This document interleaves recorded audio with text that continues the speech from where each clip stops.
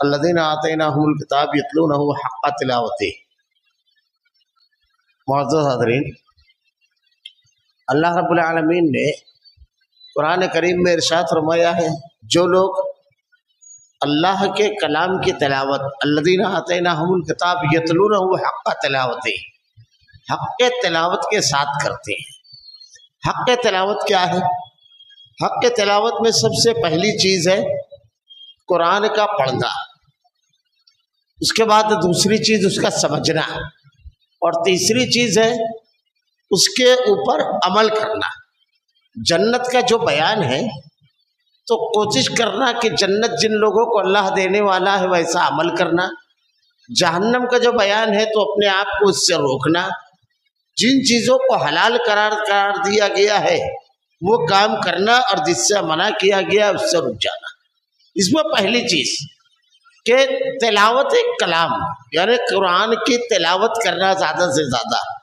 اللہ کے نبی صلی اللہ علیہ وسلم نے ارشاد فرمایا تلاوت کلام کی فضیلت، کہ اگر کوئی شخص قرآن کی تلاوت کرتا ہے تو اس کو ہر حرف کے بدلے اللہ رب العالمین 10 نیکی دیتا ہے۔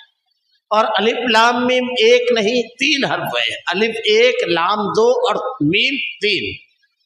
اللہ تعالیٰ نے تلاوت کلام، قرآن کی تلاوت کی جو فضیلت اللہ رب العالمین نے اللہ کے نبی صلی اللہ علیہ وسلم کے ذریعے ہمیں بیان فرمائی۔ اگر چند باتیں اس میں صرف دیکھ لی جائے کہ تلاوت کلام، اللہ کے کلام کی تلاوت کی کیا کیا فضیلت ہے۔ ایک صحابی تھے حضرت کعب بن مالک، ابی بن کعب رضی اللہ تعالیٰ عنہ۔ ایک مرتبہ اللہ کے نبی صلی اللہ علیہ وسلم نے ان سے کہا کہ ابی مجھ کو قرآن سناؤ۔ ابی بن کعب رضی اللہ تعالیٰ عنہ کہتے ہیں اللہ کے نبی قرآن آپ پر نازل ہوا اور آپ مجھ سے کہہ رہے ہیں قرآن سناؤ۔ اللہ کے نبی نے ارشاد فرمایا اللہ نے مجھ کو حکم دیا ہے کہ تجھ سے قرآن سنوں۔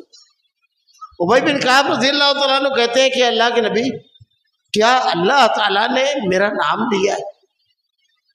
اللہ کے نبی صلی اللہ علیہ وسلم نے ارشاد فرمایا ہاں اللہ نے تیرا نام لیا ہے کہ ابی بن کعب سے قرآن سن۔ یہ تلاوت کلام کی فضیلت۔ ایک صحابی تھے حضرت اسید بن حضیر رضی اللہ تعالیٰ عنہ۔ ایک مرتبہ وہ رات کے وقت تو بیٹھ کر کے بالکل دل جمعی کے ساتھ قرآن کی تلاوت، سورہ کہف کی تلاوت کر رہے تھے۔ اچانک انہوں نے دیکھا آسمان سے روشن قندیلیں اتری، ایک پورا جھنڈ۔ تو ان کے پاس ان کا بچہ سویا ہوا تھا اور گھوڑا بندھا ہوا تھا۔ انہوں نے تلاوت روک دی تو وہ قندیلیں، وہ روشنی پھر واپس چلی گئی۔ اللہ کے نبی صلی اللہ علیہ وسلم سے آ کر کے کہا کہ اللہ کے رسول میں نے رات میں یہ منظر دیکھا کہ میں قرآن کی تلاوت کر رہا تھا اور آسمان سے روشن قندیلیں اتری، میرا بیٹا آیا سویا ہوا تھا اور میرا گھوڑا بندھا ہوا تھا۔ میں اس خوف سے کہ گھوڑا بچکنے لگا اس کو کچل نہ دے میں نے تلاوت روک دی۔ اللہ کے نبی نے ارشاد فرمایا حسین وہ فرشتوں کی جماعت تھی جو تمہاری کلام الہی کی تلاوت سننے کے لیے چلی آئی تھی۔ قرآن کی تلاوت۔ حضرت عمرو بن سلمہ رضی اللہ تعالیٰ عنہ ایک صحابی ہے، صحیح بخاری کی روایت ہے۔ اللہ کے نبی صلی اللہ علیہ وسلم کے پاس ان کے قبیلے کے لوگ آئے اور آگے کہنے لگے کہ اللہ کے رسول ہمارا امام بنا دیجیے۔ اللہ کے نبی صلی اللہ علیہ وسلم نے ارشاد فرمایا تم میں جو سب سے زیادہ قرآن کا جاننے والا ہے وہ تمہارا امام ہوگا۔ جب لوگوں کو دیکھا گیا کہ قرآن جاننے والا کون ہے زیادہ، تو عمرو بن سلمہ کہتے ہیں میری عمر 6 سال تھی تو سب سے زیادہ قرآن انہی کو یاد تھا۔ جب لوگوں نے پوچھا کہ تم کو کیسے کہ قرآن اتنا زیادہ یاد ہے، یہ دیکھیے تلاوت کلام۔ اس وقت تو مدارس نہیں تھی، لیکن یہ تھا کہ حضرت عمرو بن سلمہ کا جو قبیلہ تھا وہ کاروانی راستے پر تھا، یعنی اس راستے سے قافلے گزرتے تھے۔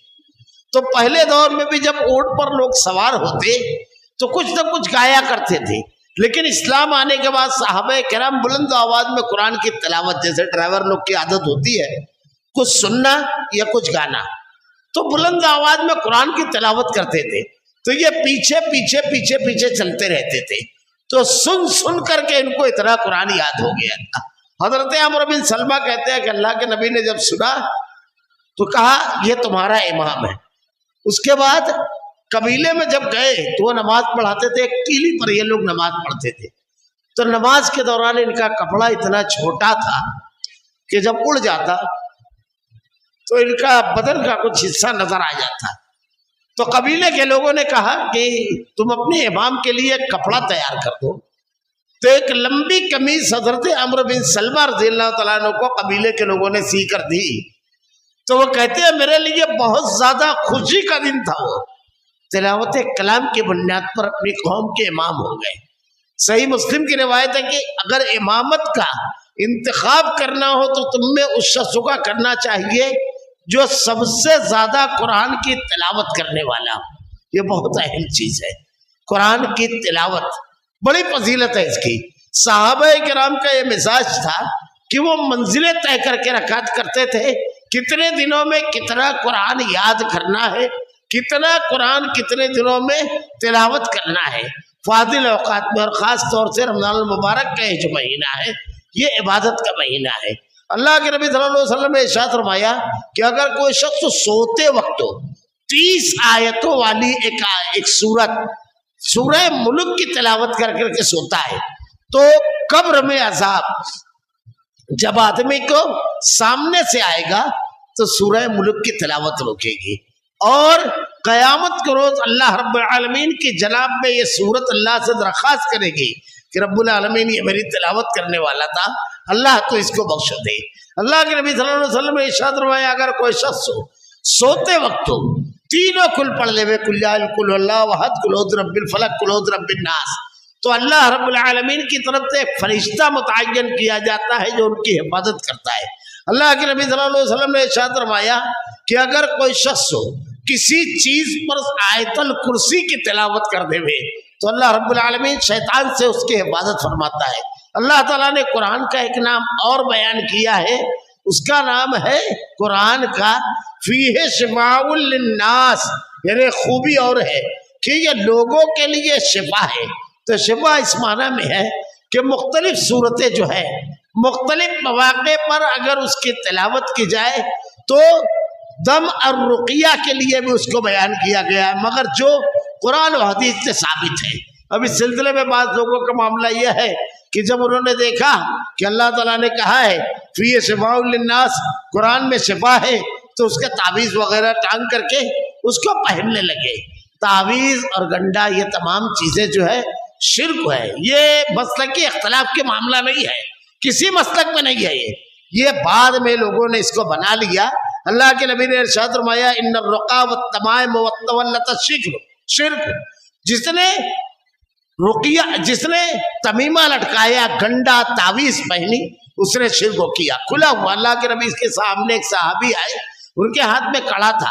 اللہ کے نبی صلی اللہ علیہ وسلم نے کہا اس کو اتار دو, اگر اسی حالت میں تمہاری موت ہو گئی تو ہرگز تمہاری نجات نہیں ہوگی.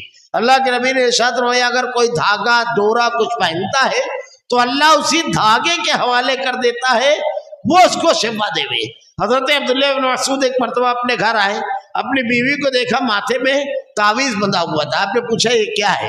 بیوی نے کہا یہ میری آنکھ گڑتی تھی, فلاں یہودی خاتون میرے پاس آتی ہے, وہ تعویذ لا کر دی, میں نے اس کو لگا لیا تو اچھی ہو گئی. عبداللہ بن مسعود نے کہا وہ شیطان تھا جو تم کو کچوکے لگاتا تھا, جب تم شرک کر لیے تو شیطان ہٹ گیا.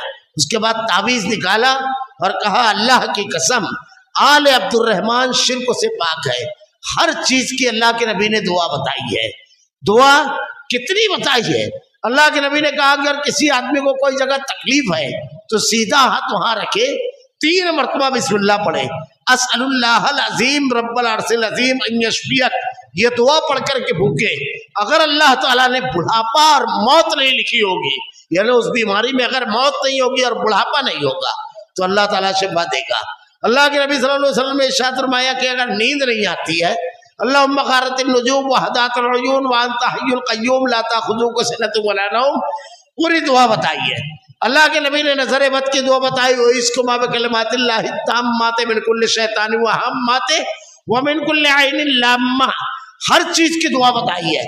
لیکن پوری حدیث کی کتاب اٹھا کر دیکھ لیجئے, چاروں امامان دین, امام ابو حنیفہ رحمۃ اللہ علیہ, امام مالک, امام شافعی, امام احمد بن حنبل, سارے محدثین, کسی ایک نے کوئی ایک تعویذ لکھی ہو یہ کھلا ہوا شرک ہے، بلکہ یہ تو قرآن کے ساتھ کھلواڑ ہے۔ اگر تعویذ میں قرآن لکھا ہوتا ہے تو قرآن پہن کر کے لیٹرین میں جانا اور باتھ روم میں جانا کیا درست ہے؟ اگر لکھا ہوا ہے قرآن تو، اور اگر قرآن نہیں ہے، میں نے ایک مرتبہ خطبہ دیا، اللہ رب العالمین نے لوگوں کو ہدایت دی، تو ایک وہ جو مستری لوگ کام کرتے ہیں جس پہ گارا وغیرہ اٹھاتے ہیں، گھمیلا، وہ بھر کر کے تعویذ ٹوٹی خطبے کے بعد۔ تو میں نے کہا کہ اس میں اکثر تعویذ میں آپ کو قرآن نہیں ملے گا۔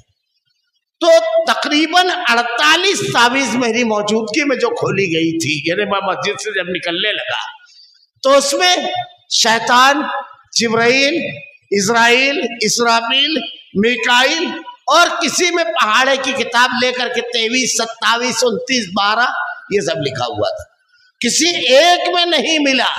اور یہ جو علم الاعداد ہے ہمارے یہاں جو 786 اور یہ سب بناتے ہیں، یہ آیا کہاں سے معلوم ہے؟ علم الاعداد، علم الاعداد یہ اسلامی فن نہیں ہے، اسلامی علم نہیں ہے، یہ کلدانی سلطنت جو تھی حضرت ابراہیم علیہ السلام کے دور میں، اس کا سب سے بڑا دیو جو تھا بال، اس کے سب سے بڑے پجاری نے اس علم کو ایجاد کیا، علم الاعداد کو۔ علم الاعداد کیا ہے؟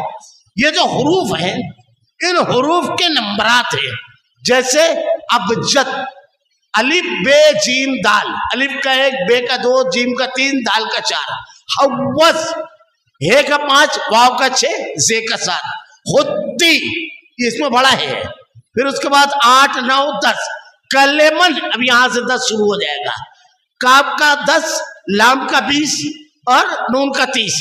تو ایسے یہ بنایا گیا علم، اس کا موجد، ایجاد کرنے والا وہ ہے، اور ہم لوگ یہ نمبرات استعمال کرتے ہیں۔ یہ آپ کو نمبرات کے تعویذ یونانیوں کے ہاں بھی ملے گی، وہاں پر بھی۔ تو یہ علم فن ہے ہی نہیں۔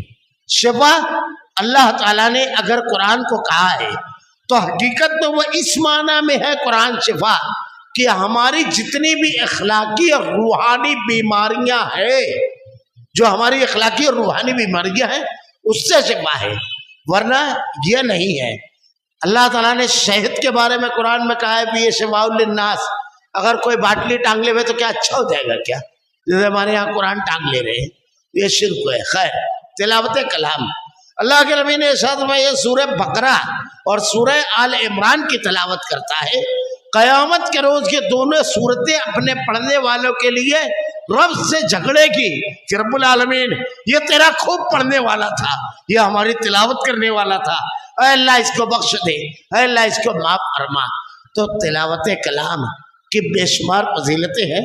یہ رمضان المبارک نزول قرآن کا مہینہ ہے، خوب اس میں اپنے اہل خانہ کے ساتھ تلاوت کرے، خوب اللہ تعالیٰ نے اس کی بے شمار فضیلتیں بیان کی ہے، اور اپنی زندگی کے کچھ حصے اس کی تلاوت کے لیے یہ متعین کر لے میں